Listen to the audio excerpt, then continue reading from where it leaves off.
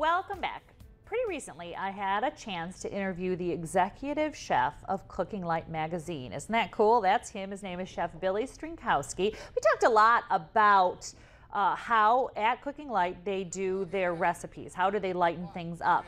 And one of the things they do is they cut the amount of oil. Another thing they do is use different sugar substitutes, things instead of just pure sugar.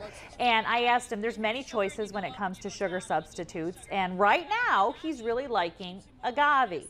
Now, we've had a few people into the show that have cooked with agave, and a lot of times they put it in their oatmeal or in their yogurt, but we really wanted to bake with it. So we did a little bit of investigation. What is agave and why would you use it? First of all, agave is a nectar. It's in this little container right here. It's a nectar. It comes from a plant and mostly made in South America or in Mexico. It's similar in calories to sugar, okay? 20 calories per teaspoon in agave, something like 16 in sugar, but it is lower glycemic impact. What you're going to do is take this agave in your recipe and it's going to have a GI probably in the 30s or under 30s, which means that it's going to keep your blood sugar more stable. So if you have sugar, it's going to go up and going to go down. But if you have agave, it's going to kind of stay right there in the middle range. The thing, though, that you want to keep in mind is you cook with it a little differently than you would cook with sugar. If you're going to use agave in a recipe, you're going to use about 2/3 the amount of sugar that you would, let's say it calls for a cup, use 2/3 of a cup. Another important thing about cooking with agave is that if you do add agave, you need to take away a different wet ingredient so that it's not too moist. One thing you want to make sure to know, though, agave is not all natural. It's not like they just squeeze the agave out of the plant and put it in the container.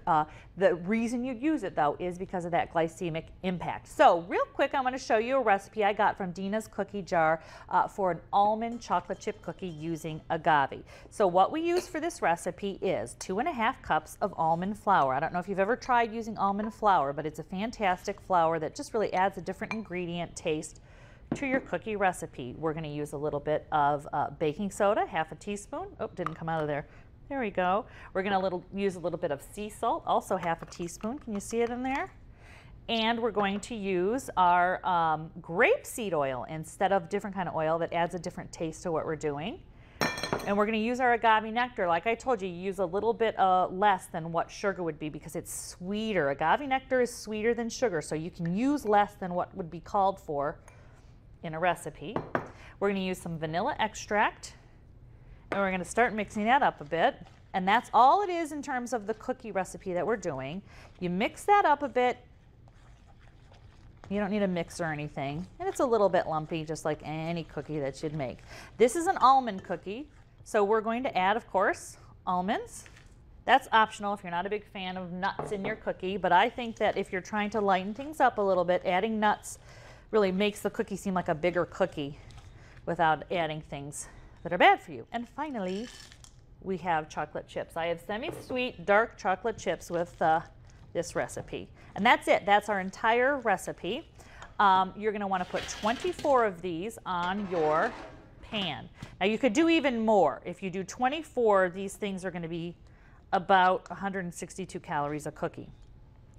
If you do 36, these things are going to be about 108 calories a cookie.